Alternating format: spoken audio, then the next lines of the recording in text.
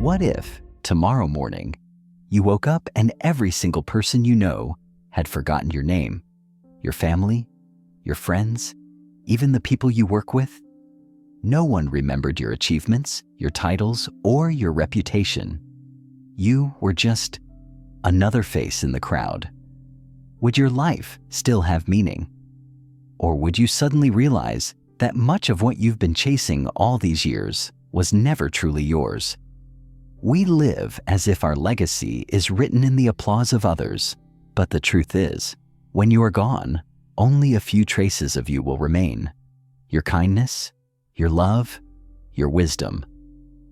The Buddha once said, "The trouble is, you think you have time, but you don't. Every moment is slipping away faster than you realize."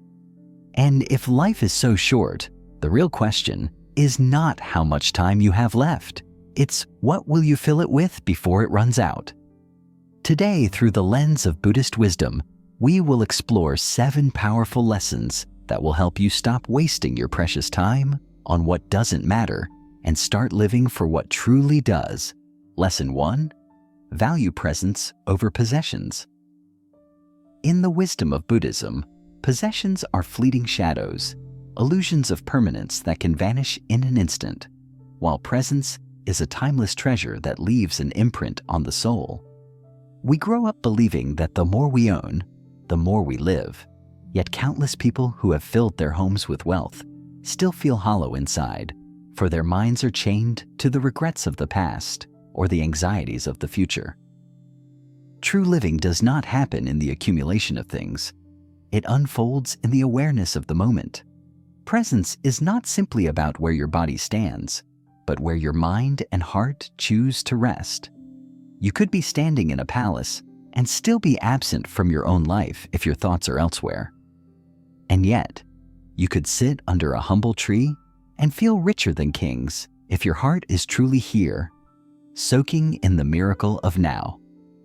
When you give your undivided attention to a sunset, you're not just watching the sky change color. You're witnessing the earth breathe.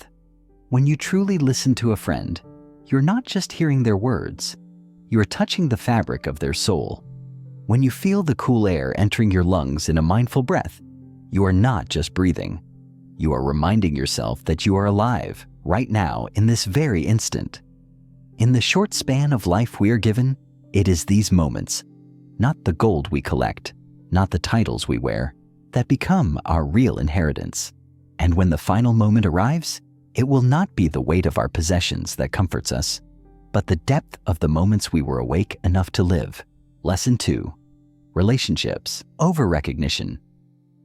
Recognition is a fragile currency. One moment it pours in like a flood, the next, it dries up without warning. Titles fade, applause fades, and the memory of our achievements dissolves into the background noise of time. Yet, relationships, the bonds we nurture, the love we share, the kindness we extend, outlive us in ways that recognition never can. Buddhism reminds us that while the ego craves acknowledgement, the heart thrives on connection. You could spend your life building a name that echoes in the mouths of strangers, but if your heart is empty of genuine bonds, that echo will feel painfully hollow. True wealth is not in how many people know your name, but in how many hearts are softer because they knew you. It is in the child who remembers your gentle guidance, the friend who felt truly heard in your presence, the stranger whose burden was lightened by your compassion. Recognition feeds the self-image, but relationships feed the soul. They grow from the soil of sincerity, watered by patience, understanding, and forgiveness. And they require courage, the courage to be vulnerable, to invest time without guarantees, to choose empathy when it is easier to turn away. In the final chapter of life, no one will read out your awards, but the people whose lives you touched will carry your spirit forward in their own acts of love.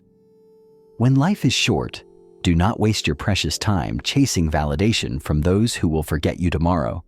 Spend it deepening the bonds that will hold your memory in their hearts long after you're gone. For when the applause fades, it is love that remains.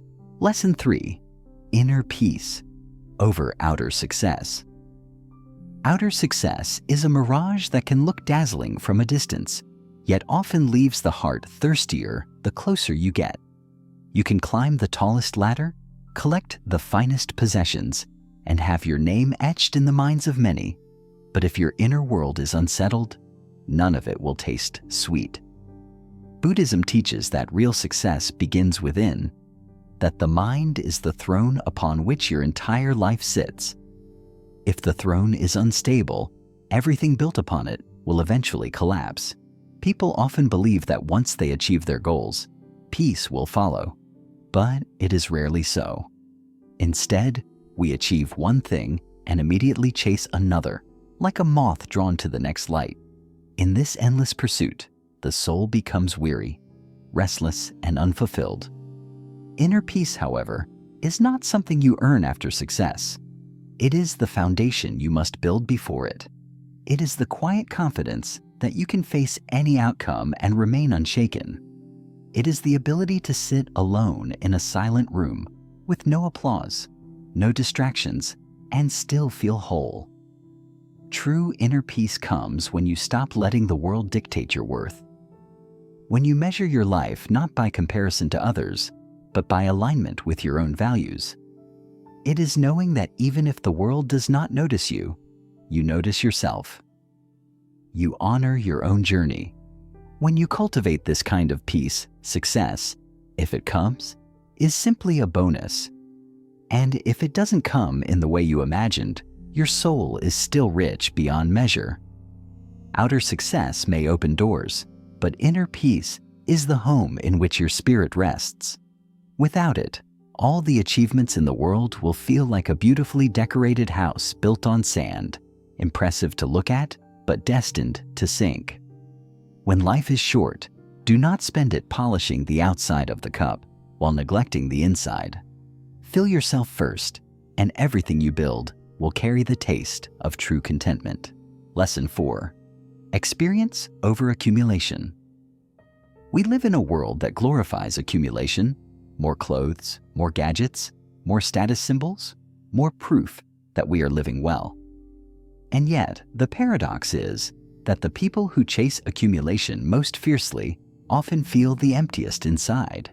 You can fill a room with gold and still sit in the corner feeling poor. Buddhism reminds us that what nourishes the soul is not what you pile up in your home, but what you live through in your heart. Experiences are the invisible treasures of existence. They cannot be stolen, they cannot be sold, and they cannot be replaced. Think back to your life's most precious memories.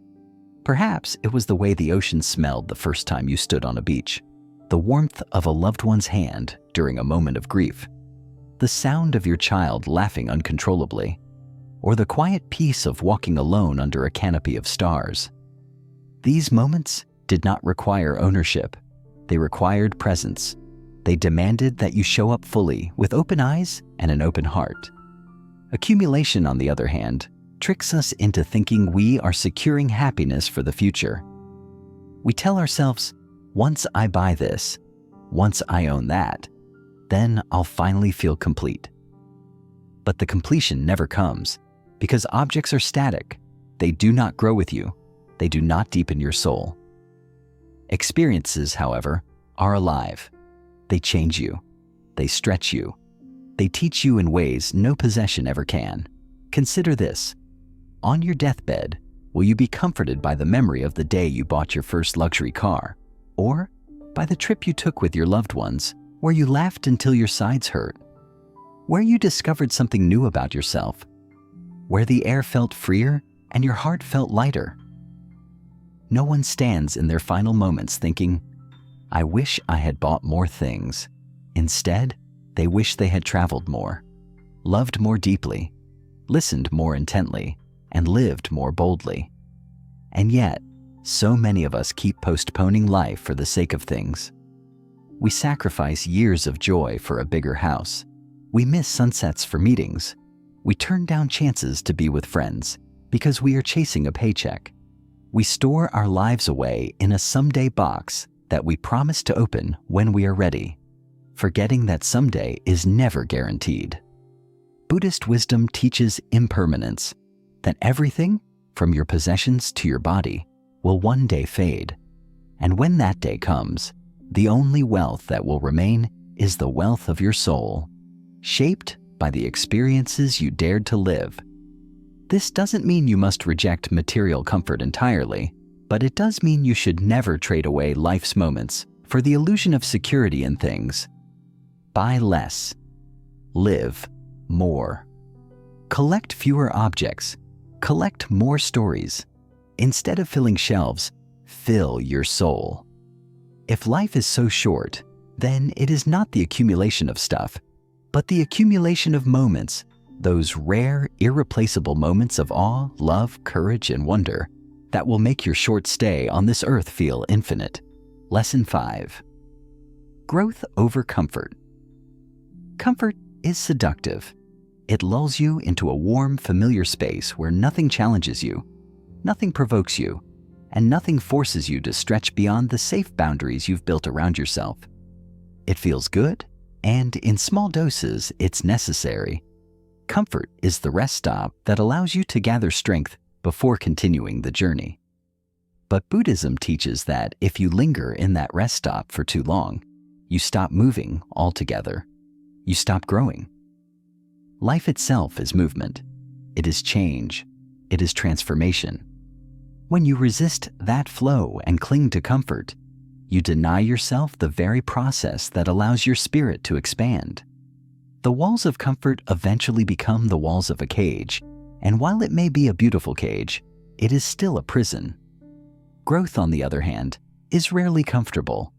It asks you to walk into the unknown, to shed old habits and identities that no longer serve you, to risk failure, rejection, and the unsettling feeling of not having all the answers. But it is precisely in that discomfort that life begins to sharpen you, to deepen you, to awaken parts of yourself that would have slept forever had you stayed in the easy lane. Think of the lotus flower, the sacred symbol of Buddhism. It rises out of the mud and blossoms only because it pushes through the darkness of the water toward the light. Without that struggle, there is no bloom. Your own life mirrors this truth. Without challenge, there is no transformation. Without discomfort, there is no wisdom. Yet, our modern culture teaches us the opposite. We are conditioned to avoid hardship at all costs, to choose the smooth path over the rocky one, to seek pleasure over challenge. We design our lives for convenience and security, forgetting that what makes a life meaningful is not how easy it was, but how much we grew from it.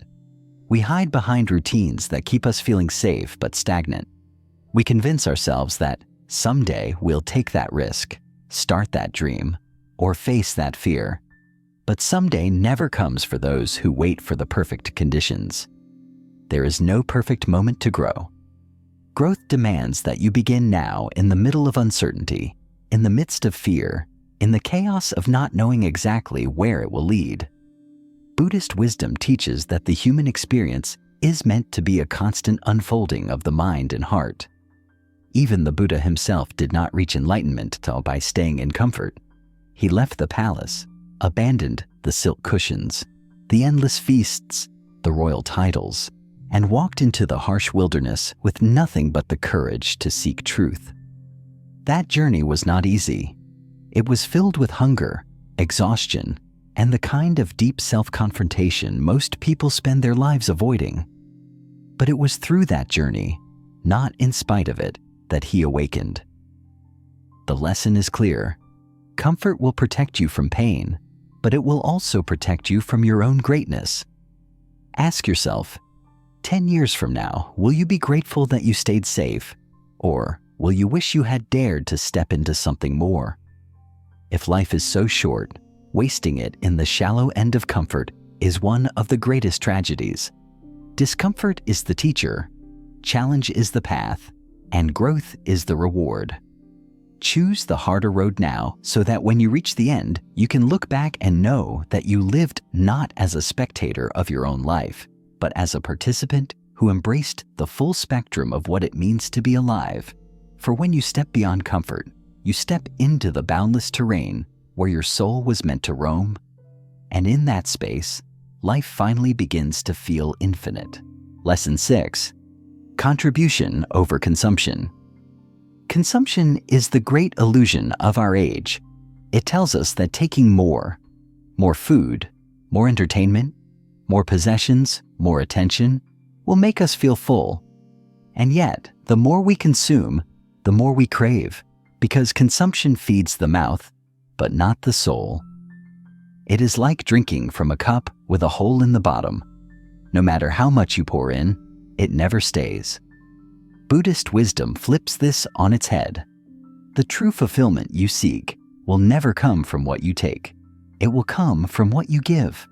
Contribution is nourishment for the spirit, a deep alignment with the truth that we are not here merely to exist, but to leave the world lighter than we found it. Think about it. Every joy you have ever truly cherished was multiplied when it was shared. A laugh with a friend is richer than a laugh alone. A meal given to the hungry fills your own heart as much as their stomach. The wisdom you pass on does not diminish when you give it away. It grows, like a candle lighting another flame. In the Buddhist view, the very nature of life is interdependent. You are part of a vast web of beings, each connected by threads of compassion and cause and effect. Your smallest act of kindness ripples outward in ways you will never fully see, touching people you will never meet, shaping futures you will never witness. But here is the paradox. In a world obsessed with personal gain, contribution often feels counterintuitive. We are taught to secure our own needs before thinking of others, to hoard before we help. We measure life by accumulation, not by impact. Yet, if you look honestly, you will see that the happiest, most fulfilled people are not the ones with the most, but the ones who give the most. Their lives have a different kind of richness, a depth that cannot be bought, only lived. They understand that giving is not losing. It is a circulation of life's energy. When you give freely, without expectation of return, you step into harmony with the very rhythm of existence. Contribution does not always mean grand gestures. You do not need to be wealthy to give. You do not need a stage to share your wisdom. You do not need power to offer love. Sometimes, contribution is as simple as listening to someone who feels invisible, offering a word of encouragement to a soul that has lost hope, sharing food when someone is hungry, or teaching a skill that can help another survive. These moments may seem small in the moment, but to the one receiving them, they may be life-altering. And in the brief span of our lives, it is these moments of giving, not the moments of consuming, that shape who we become and how we are remembered. Buddhist wisdom also reminds us that contribution is not only for the benefit of others, it transforms the giver. When you give, you loosen the chains of attachment and greed that weigh down the heart. You shift your focus from me to we, from isolation to connection, from scarcity to abundance. In giving, you dissolve the illusion that you are separate from others, realizing instead that we are all threads in the same fabric. Your joy becomes their joy. Their healing becomes your healing. The act of giving cleanses the spirit in a way that no amount of consumption ever will. If life is short, and it is, then each day is a question. Will I consume, or will I contribute? Will I spend my time trying to fill an endless void with fleeting pleasures? Or will I plant seeds that may bloom long after I am gone? One path leaves you chasing and never finding. The other leaves you at peace, knowing your existence was not just a blink in time, but a gift that echoed beyond your years. Consumption ends with you. Contribution lives forever. Lesson 7. Meaning over longevity. We live as if the goal is simply to last as long as possible, as though the measure of a good life is how many years you've walked the earth. But Buddhism whispers a truth that feels almost rebellious in our time? Longevity without meaning is merely extended survival. You can live 100 years, but if you never lived with purpose, courage, love, and awareness, then those 100 years are just numbers on a page. And yet, you could live only a few decades, but if you fill them with meaning, depth, and truth, your life will echo in the hearts of others for generations. The tragedy is that so many people sacrifice meaning for the illusion of more time.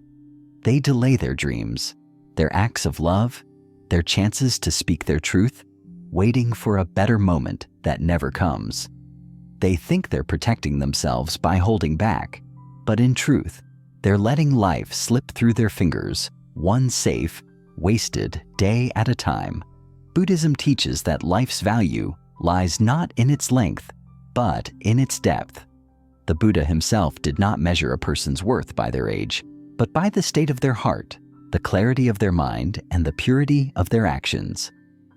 You can fill a short life with more courage and compassion than someone who lives twice as long in fear and selfishness. Meaning is not given to you by the passing years. It is something you actively create in every choice, every breath, every relationship, every act of kindness. It is forged in the moments you decide to stand up for what's right, even when it costs you.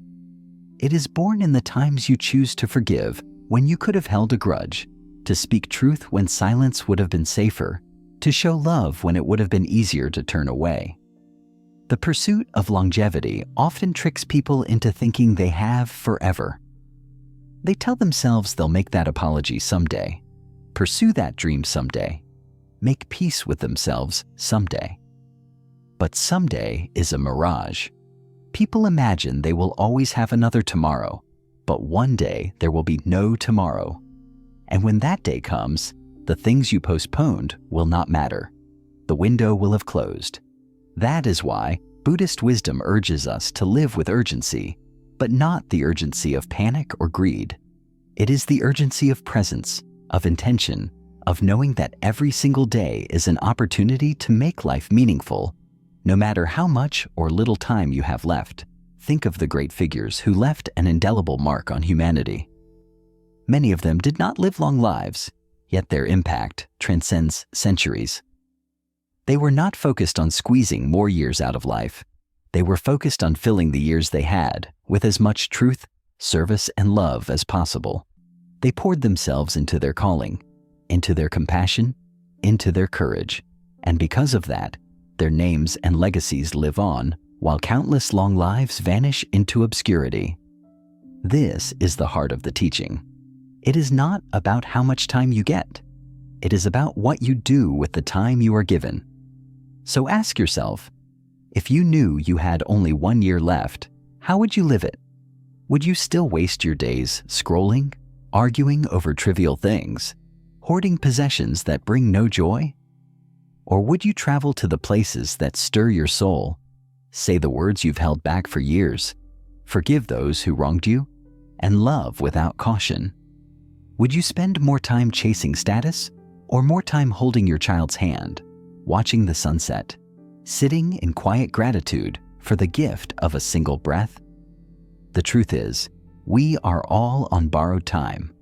Whether you have 1 year or 50, the clock is ticking the same way. And when your final breath comes, it will not matter if you fought for an extra month. It will matter if you fought to live every month you had with authenticity and purpose. If life is so short, then the question is no longer, how long can I stay here? But how deeply can I live while I'm here? Stop treating your days like a limitless supply. Stop living as though meaning can wait. Fill your life so fully with purpose, love, and wisdom that even if it ended tomorrow, you could close your eyes with no regrets.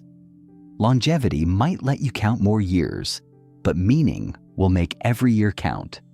And in the end, it is meaning, not time, that makes life eternal. Conclusion: life is short, yet most of us live as if it will last forever. Buddhist wisdom calls us to wake up, to stop drifting through days, and start living them with intention. Lesson 1 reminded us that presence is more valuable than possessions, because the moments we truly live are worth more than anything we own. Lesson 2 showed us that relationships outweigh recognition, for love and kindness will outlast any applause. Lesson 3 revealed that inner peace is a greater success than outer achievements, because without peace, even the grandest victories feel hollow. Lesson 4 reminded us to collect experiences, not just things, for memories and growth will remain when possessions fade. Lesson 5 urged us to choose growth over comfort, stepping into challenge and change so we can become who we are meant to be. Lesson 6 taught that contribution is richer than consumption, for giving freely plants seeds that grow long after we're gone. And Lesson 7 sealed it with the truth that meaning matters more than longevity, because a short life lived deeply is more powerful than a long life lived shallow. If life is so short, then the real question is not how much time we have left, but how wisely, lovingly, and purposefully we will spend it from this moment on.